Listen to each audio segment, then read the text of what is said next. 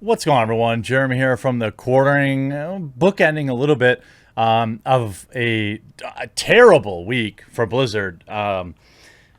Getting outed in a huge lawsuit from the state of California with apparently 1,000 people connected to it. Getting a terrible report from Jason Schreier about Warcraft 3 coming out.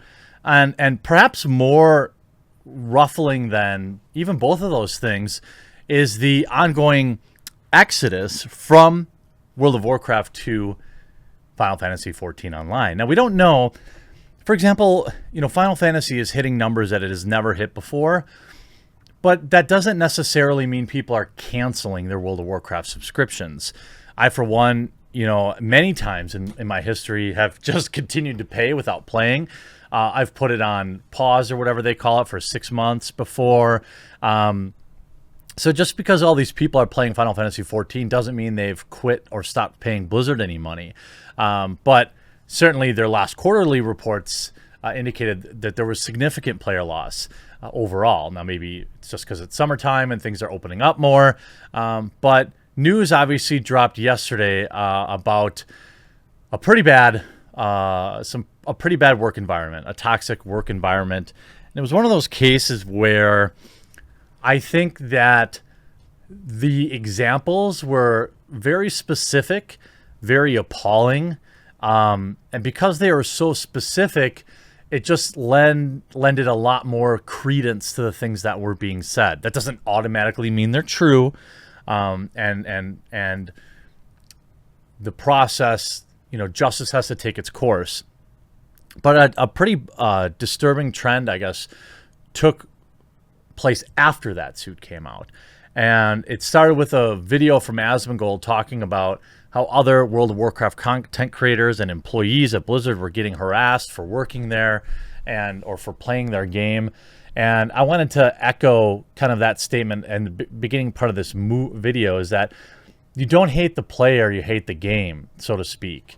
And in this case, the game isn't actually referring to the video game. But, I talked to Asmongold directly and asked him if there was anybody in specific, that he was referring to in this particular video.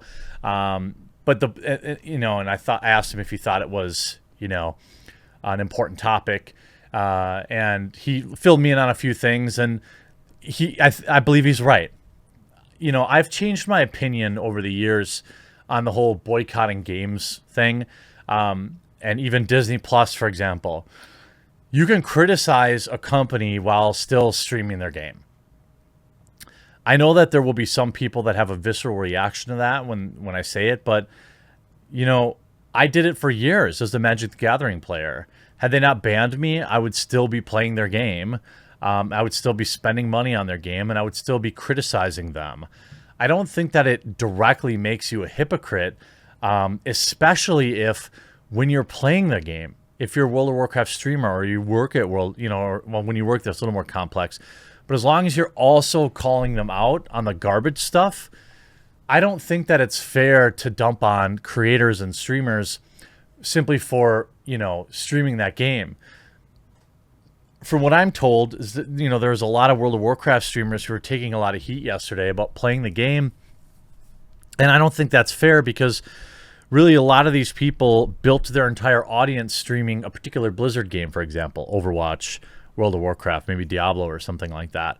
And to put that on them is not fair. And to put that on them also is just a jerk move because they built it took them, many of these people, years and years and years to build up their audience. And most of them stream one, maybe two games, right?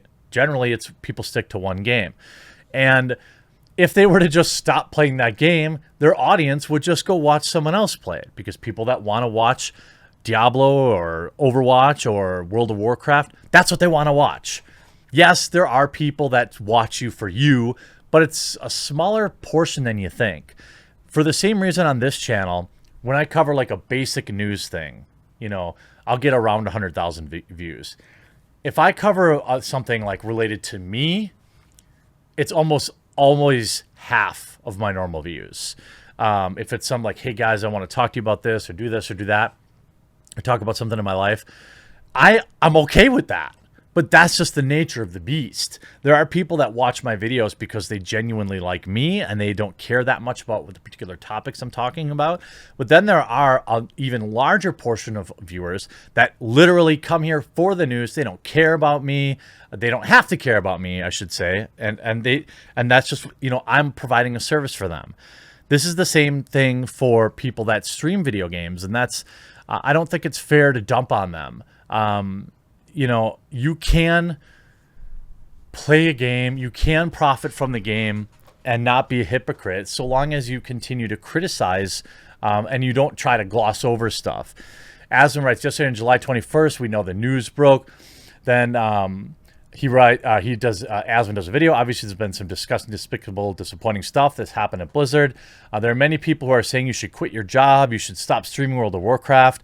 I feel like those opinions and these things they're saying, and the fact that they're using this rationalization to then harass these individuals is the pinnacle of the word I hate to use. It's a pinnacle of privilege. I don't know if privilege applies to me. I don't know if privilege is the word I'd use for it, but regardless, he's right. It probably works. It actually probably works because it's not so easy to relocate your whole family to California and then just quit on principle. Principle doesn't pay the mortgage. Principle doesn't put food on the table, feed your kids, put your kid through college, pay for your kids' medical bills, pay your loans, your car payments, your college debt. Principles are kind of worthless in the real world. They're great to have, and you should have them, but at the end of the day, and it probably is a position of privilege. That's probably true. Now that I warmed up to it, I think he was right. Because it is privilege to sit at home and have no skin in the game and then demand people make some sort of radical, life-changing decision just to, pass your purity test of them. I went through this a lot. I love World of Warcraft. I love it. I love it so much. And what they did with, regards of Hong Kong, their mess ups for me aren't even like what they are for most people. For me, it's never even about, I didn't like this particular content patch. It was like their dismissal of a right for Hong Kong players to call out for independence for Hong Kong, disavowing that while then going on stage as JL and Brack wearing and saying we don't allow political things or statements, but then going on stage and saying that while wearing a pride pin. It was that kind of stuff that really made me dislike JL and Brack and a lot of the top brass at Blizzard. But none of that changed how much I love the game, because the game is the community inside of it. It's not, it's greater than the sum of all of its parts. And as everybody's coming out, like Destiny 2 maker weighs in on Activision Blizzard. Bungie tried to come out now and kick them while they were down. I thought that was a little classless, especially since a lot of these employees probably work there. Bungie put out a big tweet about how they're super awesome and this would never happen at Bungie. Yeah, maybe that was part of the reason they left. I don't know. On top of that, now Overwatch map announcement pulled amid Activision Blizzard claims. So they had a new deathmatch map set to test playable, and they decided maybe now isn't the time to roll out this particular new feature, which is actually something that Blizzard would normally do when bad press happens. And then, this is what I'm talking about with World of Warcraft. World of Warcraft players are hosting sit-in protests after Blizzard allegations. I love it. World of Warcraft's current social hub is packed with players.